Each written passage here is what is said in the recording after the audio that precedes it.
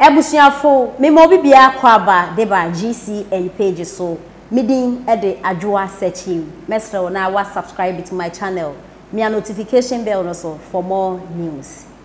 Okatakye Afrifa sisie watwa U10 na mekasa Okatakye Afrifa etwa U10 na U10 no ode ekwohane so ode aba eye omanpanin dada His Excellency John Dramani Mahama ne so sisi Okatakye Afrifa ni nsema okacha omanpanin dada nyina ne se enyo omanpanin dada John Dramani Mahama ne fault kra na emom eye His Excellency na nado danko akufuado ena wa makwan ena ende omanpanin dada John Dramani Mahama etumi eto anyampia ene onya platform bia na sebio okensem hu kire Ghana fo mebe scrap es gracia ene Ghana fo yemfa membu ni hyenensa de obeye kra de ene enya sem keto akra na eno Okatakye Afrifa etrese ensem omanpanin dada John Dramani Mahama ekeka na hye na bufu titru pa ne es gracia no se obe scrap say 2015 oye president o ka say es gracia be scrap wentimi ene about 2016 o kan ka betimi kra scrap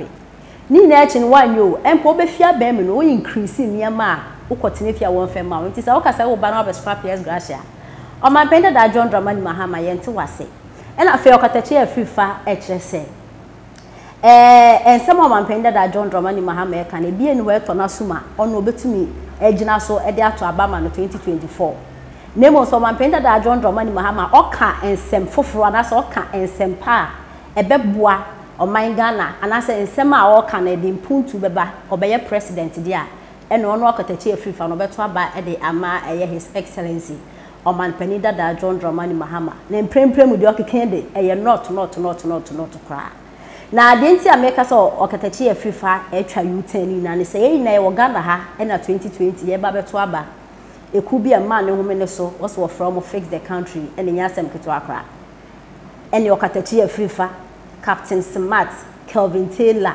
Ohini David Abraham Ben Moshe ene 2020 aba na dado ona kasa ohun say yes no ko hoyeje na dado no fa no ene fix the country for youth omo bona na dado na chi omo ekire say nya so omo tan na dado na emom no na dado en hyehyele ne ma yie na youth ne ye ho ento yen na afenso timemufo no so eho ento omo na because dia membu no ekono eyade a enye kra eye not nti na dado enkeka no ene fix the country for wala say wani yes o catch 2020 ada adofo ye ne bedi adanse wa wotai e follow politics we hu de make na de no Okatakye Afrifa eye ne de ne nim senkambri bi beba obetimi abekasa o manpenda da John Dramani Mahama ensema na nse o keka say oba obeye president ye de tumi mana so obeye president obese Ghana no na ka minjini so Okatakye Afrifa ebetimi adoubt eye o manpenda da John Dramani Mahama because Okatakye Afrifa etimi e fashion up ena kosua ebet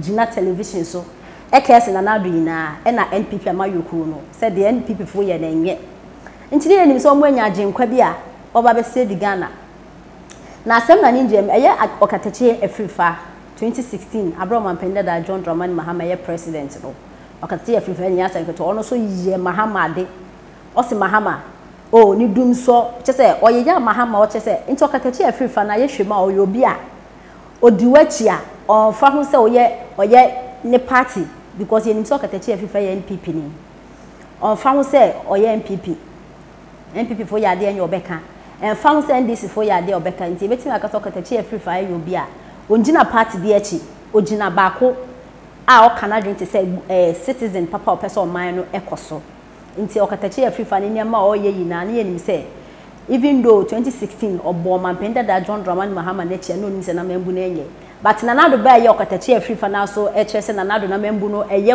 kon kra anko manpenda da ne di ye de yenim so Okatakye Afrifa ye kanaka ya perform manpenda da ba na Okatakye Afrifa na so asan so be ka say o manpenda da John Dramani Mahama ni se mo keke hwekwen papa bia enim ai o se mo kan papa bia enim na Okatakye Afrifa ne some okeke ene nam so na Kelvin Taylor akwa ne na akwa se Kelvin Taylor che so Okatakye Afrifa na se bi onye correct oyale we be so oyale papa because Okatakye Afrifa eye hypocrisy eye de 2016 wo manpenda da John Dramani Mahama na chia ena wa was assigned to NDC o ba yin so a o be din sem hu no house there one penda da house of scrap yes gracia wonzimi message na baby na yembra and Okatakye Afrifa na Captain Smart na internet no so mo de ayo mo ho basa na minim se anything Okatakye Afrifa aye na bufu okeka na adwenkyere omanpenda da John Dramani Mahama yo eni minti mejire na de medi minima ne se Okatakye Afrifa etwa U10 asisi U10 no try na efi na nadu ne so akomanpenda da John Dramani Mahama ne so oche so omanpenda ne se mo okay na ye hu na mo blame you obi aso blame ya his excellency na do dan Akufo-Addo because be jam membu no e na wo bu ni ye ya kenya ne se omanpenda da John Dramani Mahama e ken se hu e de chen yenti ensem Okatakye Afrifa e de etuja anti NPP ni mapano ana NDC ni mapano se amamu na nkoyi amana unless opposition it is not about one to more opposition unless the candidate of the opposition be different on the ticket. Other than that, can you ever vote for John Mahama? If only me way new friends and who's what the baby different. About this time around, something different. Some way John Mahama is what something different. No, he's coming this time around. Oh, funny conversations in Brania. So we got through the 95.1. You see, may try my possible best to say the conversation will be had in context without having to mention individual names. Now, Yansha John Mahama, 10 you, as I'm waiting here, make one from TA.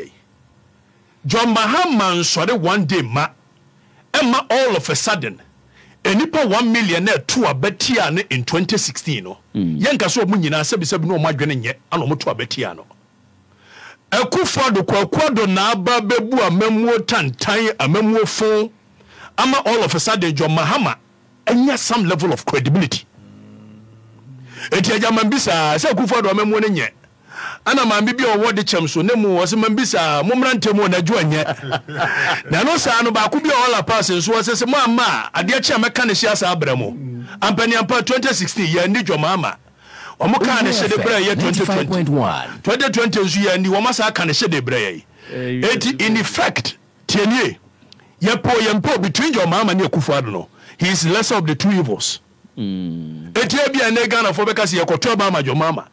The leadership of this country has been brought so low that we don't have any choice than to choose from any of these two. That is why we sit in this country. John Mahama is coming again, and all of a sudden, Obia say, me and John Mahama, send me Musane. What is that? Ade John Mahama no media DNB pay na.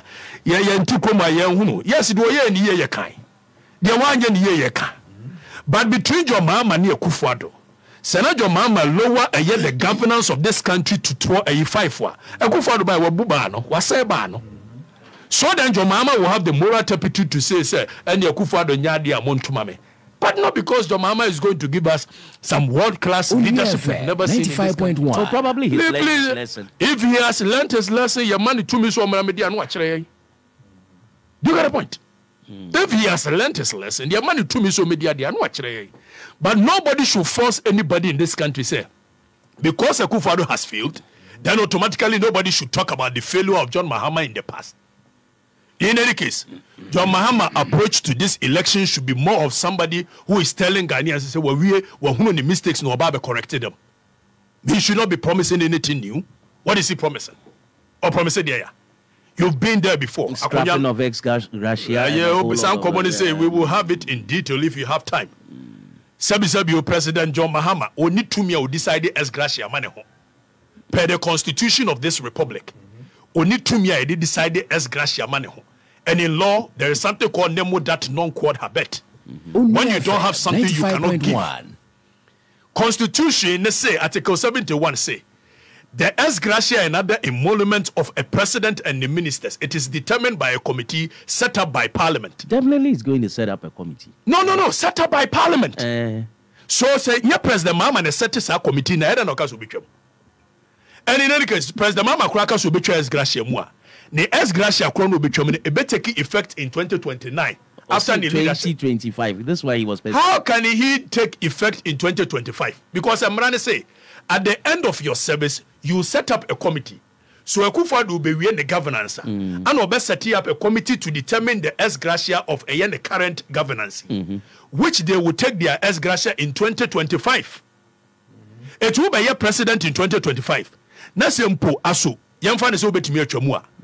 Ube take effect in 2029. Sometimes President Mama, where do you dear we? It where dear we catch your ministers so mo first gracia and mo pa no be bomb pom fama. So please, that kind of conversation we want to have in this country. It is more of a say the next election we are going to have, and no amount of intimidation